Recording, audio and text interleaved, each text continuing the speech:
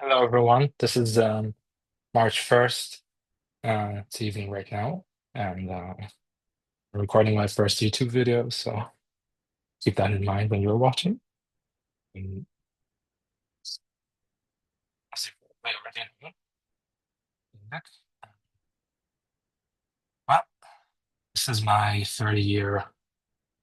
um, 30 years of being alive on planet Earth, and basically, I'd like to talk about my autistic experience living and breathing as one of not many people. Not many people are on the autistic spectrum, but I am. And I'd like to tell you all how it's like to actually be an autistic spectrum in my view, in my eyes, my experience. This is not everyone's experience. I must reiterate this. This is not everyone's experience. But some autistic people will agree with my take on this, and some will not. Either way, what better way to do so than talk about a TED Talk I presented earlier this semester, as I'm studying for my teaching certificate. And I'd like to um, present this presentation, which should take about 5 minutes.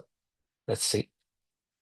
Um, so this is a TED Talk by Samuel Beldy at TED Youth at Laval. Um, I mostly agree with his take, which you should totally watch. It's on YouTube. Um, However, the presentation was quite lacking in examples, enthusiasm to say the least. So I'd like to present my own take to this. So let's watch together. Let's learn together. So let's go. So let's see. It's around. How does having autism actually feel like? So see, there's a tendency for misunderstanding, social isolation, exclusion. I know this firsthand. Making a fuss over little things. Some things may look little to you, but are big to me. There's definitely talk behind my back. I'm sure of it. It's like, maybe he's an alien. Or, why is he so weird? He probably just wants attention. Oh, so am I saying all of my experience is bad? Was it all bad till now? Well, no, not really. Some of it was really positive, actually, but mostly I I really empathize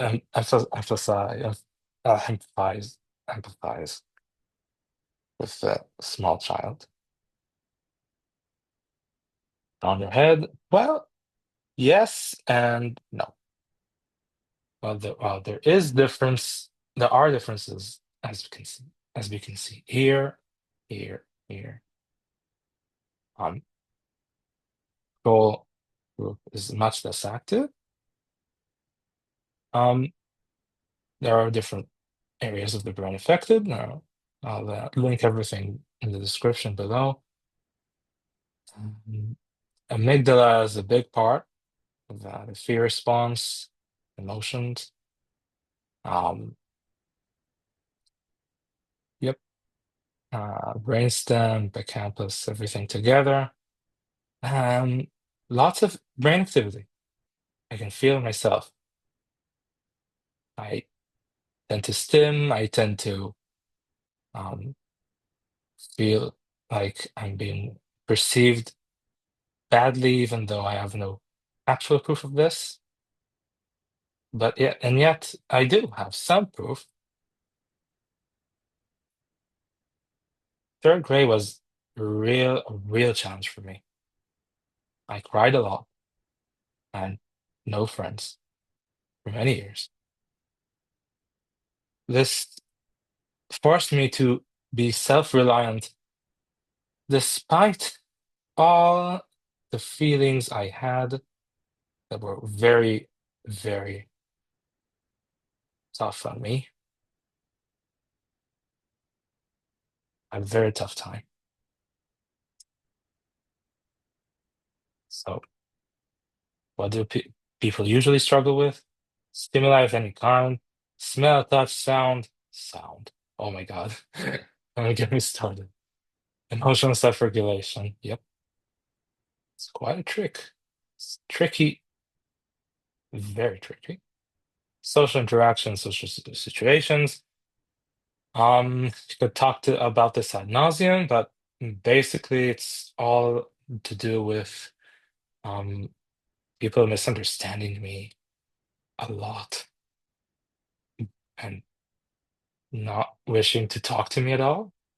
So it's a real shame because I don't feel I impose, but many times I do feel so. Like so. Yep. There's gossip for sure. I need to ask to understand exactly what's being said and not just hear the things, but actually understand them. There is teasing for things I say and I didn't mean, and all that. Fitting in, self-explanatory. There are people that are gifted in certain fields like music, art, and science, like Albert Einstein, and this is Seinfeld, and Elon Musk is on the autistic spectrum, as far as I know. And well, I'd say we just want to fit in, be like everyone else. We don't really want special treatment. This is not our intention at all. The intention here is that we all get a fair chance at life, at a career, at love. Yep.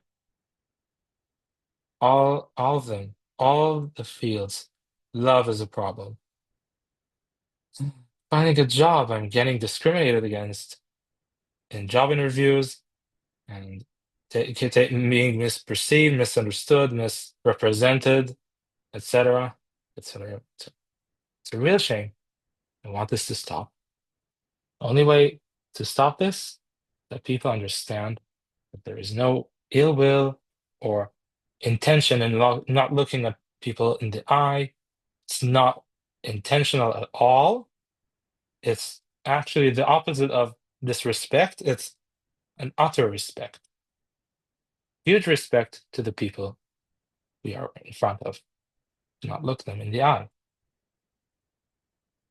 The message here is that we want to fit in. We want to be the best we can be on a level playing field like everyone else. So I asked what you think the link to education is. You can comment on this down below. But I saw the UDL, Universal Design for Learning, is essential to creating a good, positive, exciting professional experience with me as a teacher and the students I will hopefully teach very soon.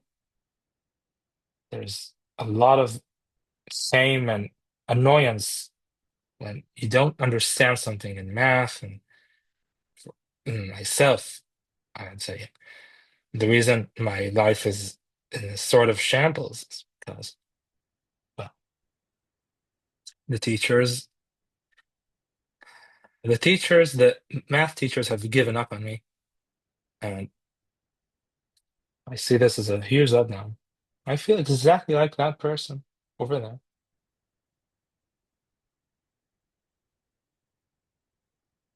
It's an annoying situation that lasted for all my life, pretty much. This. Just looking at the exam sheet and like thinking, what the hell? Why?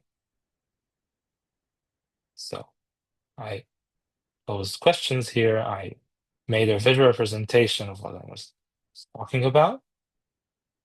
I gave examples of well-known people like Albert Einstein.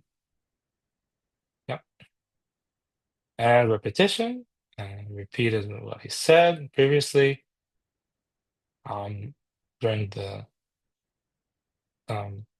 well lecture, small lecture. Thanks. Yep.